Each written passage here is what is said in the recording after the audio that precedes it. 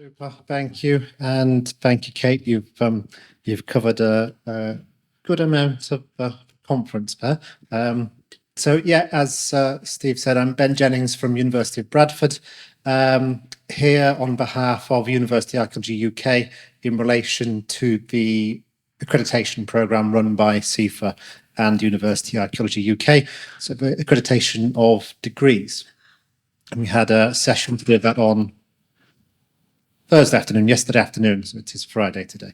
But going back to Wednesday when we started, with the idea of sustainable profession going forwards into the future, and there was that challenge put down by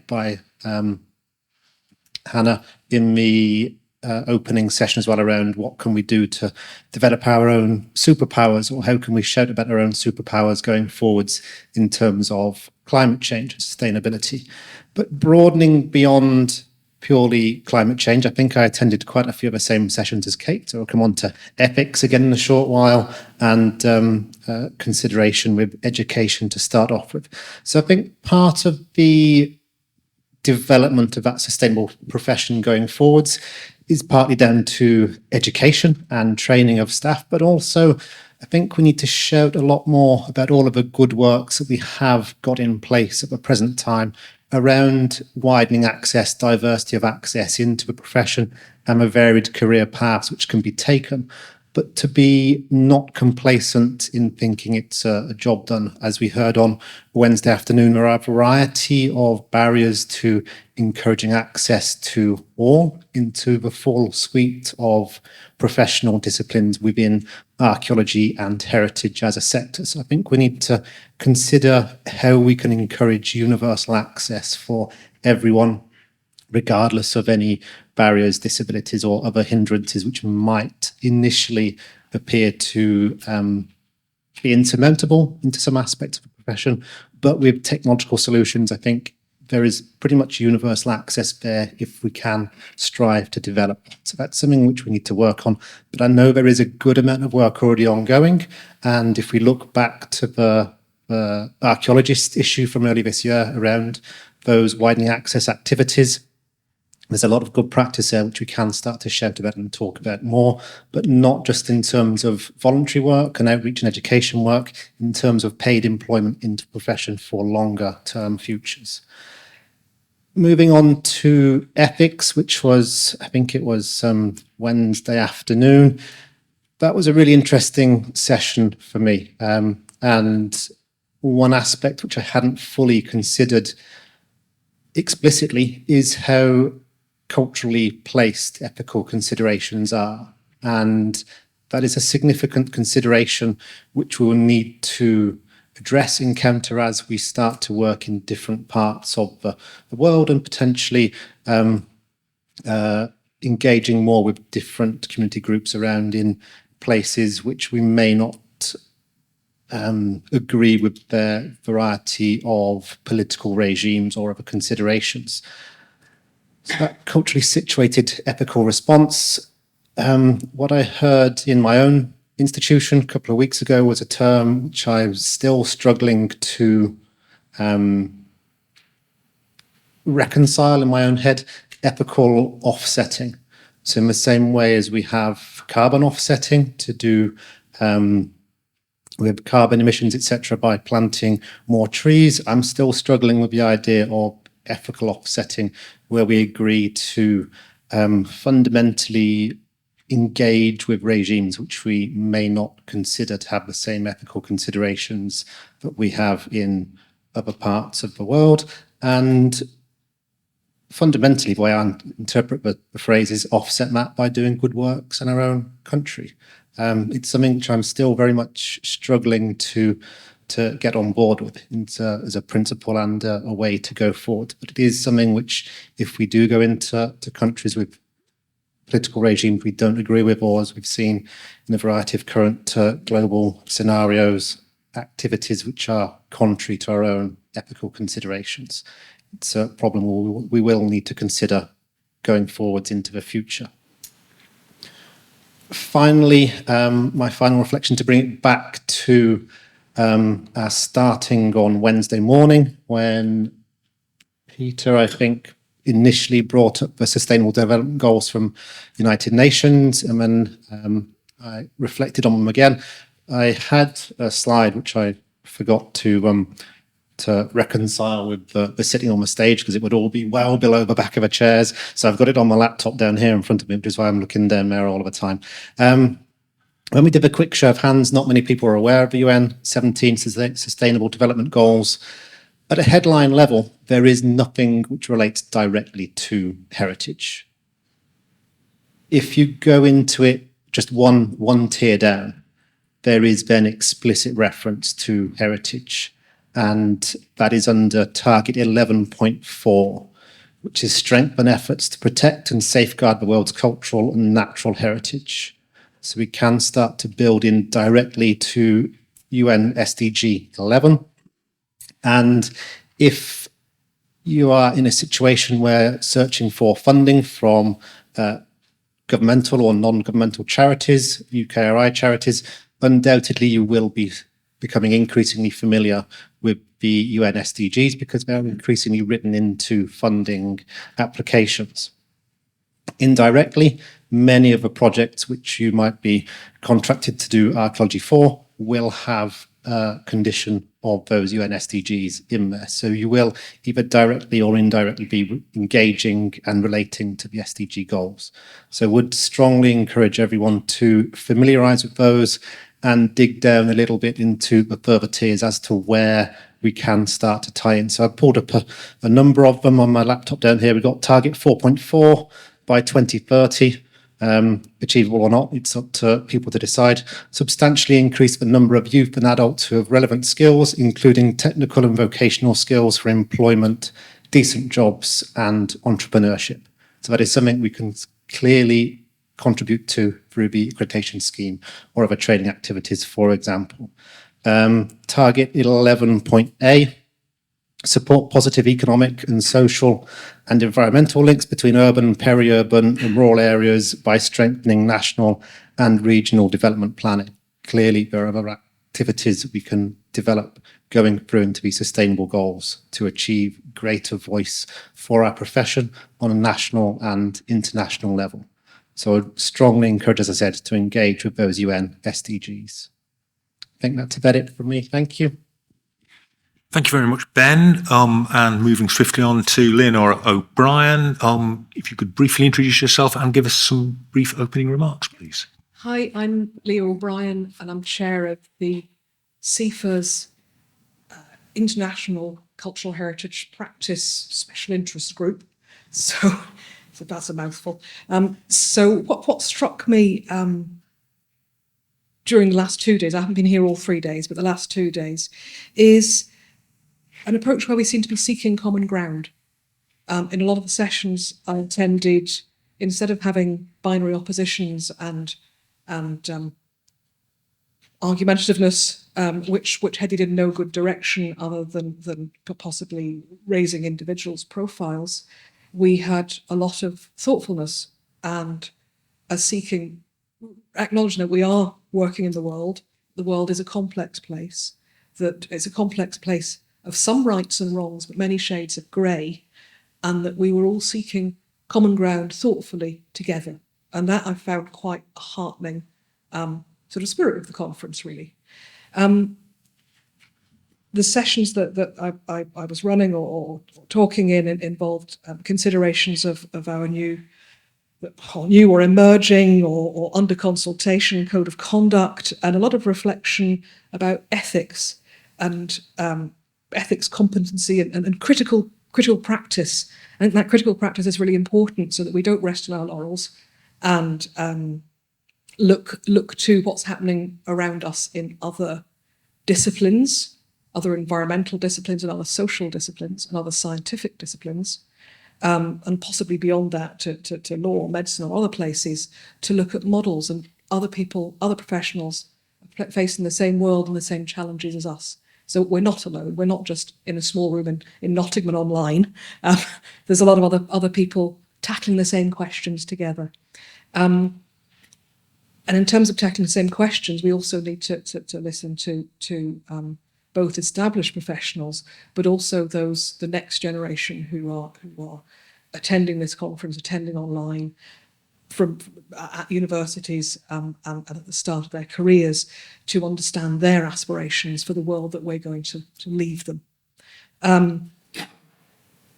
What I did enjoy actually was repeatedly the message that we needed to demonstrate our standards, to make our good practice visible. Some of it is about communication and sharing with each other and with the wider public. Some of it's also about the bureaucracy of creating that audit trail so that people can see the justification for your decisions, whether it's a decision on sampling strategy or on some convoluted ethical dilemmas which you faced in working in various places which are different from your home place. So it's that thoughtfulness, and it's not just thinking it to yourself, but demonstrating that thoughtfulness sometimes to others. In terms of the sort of skills and competency aspects of sustainability, it was clearly training and technical skills are very important. We need to maintain them and expand them and keep up to date, which is always a struggle because there's a lot to keep up with. But that also sort of links into lifelong learning, and that we can't sort of stop learning at 22 or 25 or whenever we left an institution, but need to actually keep up with things and keep up with developments not just in our chosen profession, but in parallel professions and in the world. We can't live in a bubble. We are part of something much wider. And in that sense, we have to look at sort of humanity and nature and the world and think about what ways in which we can work, but also assure dignity for our colleagues, justice, fairness in how we work and who we work with. And that's also of course a question of respect and teamwork.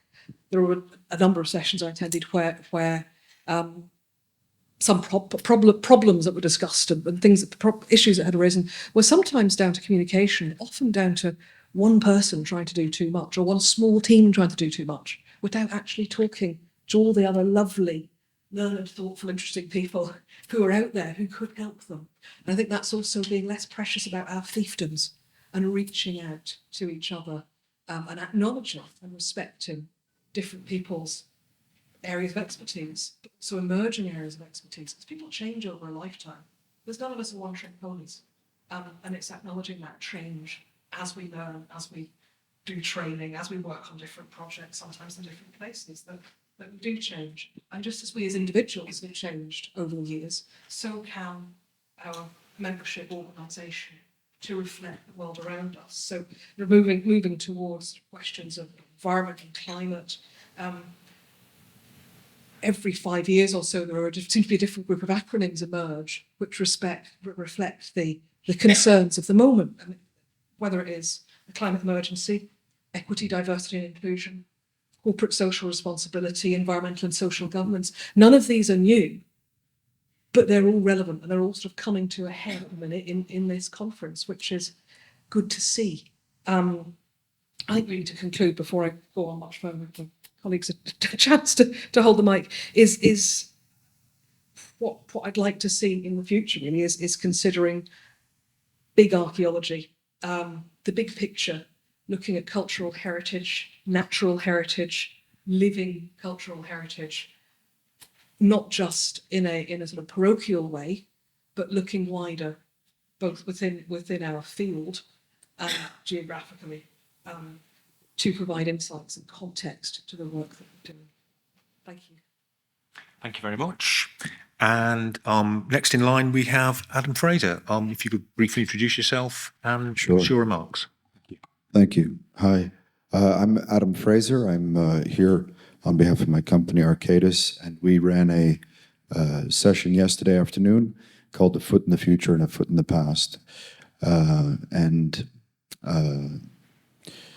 I think coming here last year, it was interesting listening to a lot of different speakers talking about the problems with data collection and endless data collection and not enough research doing anything with that data collection. So that was largely our inspiration for wanting to host a session along those lines of what people are doing to look around the corner and what the direction is that the industry can take in order to actually do something with some of that data collection, and thinking about it maybe in a more out-of-the-box way, creative ways.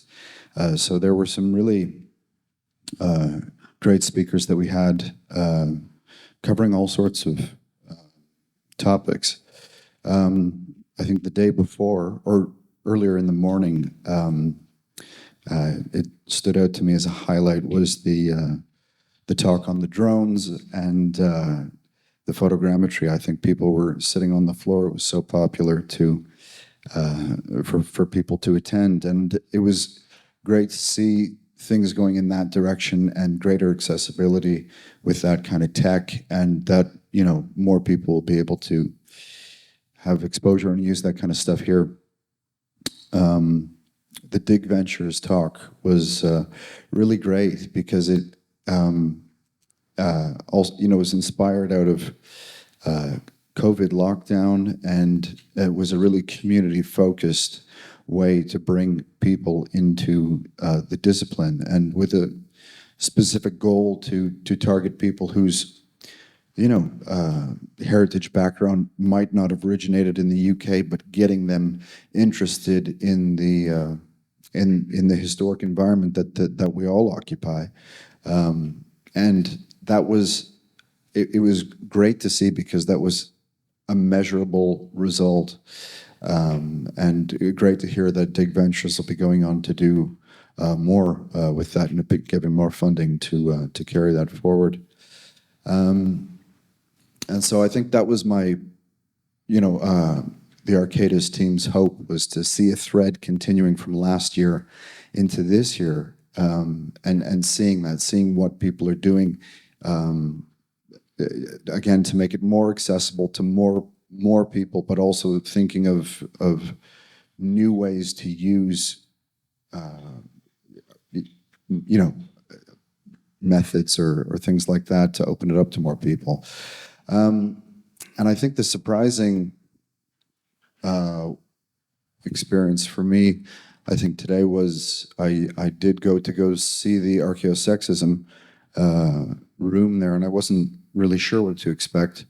And it was, as Kate said, very sobering and disappointing to see it, but that's the reality of experience for those people that were willing to share those experiences, and of course it's not alone.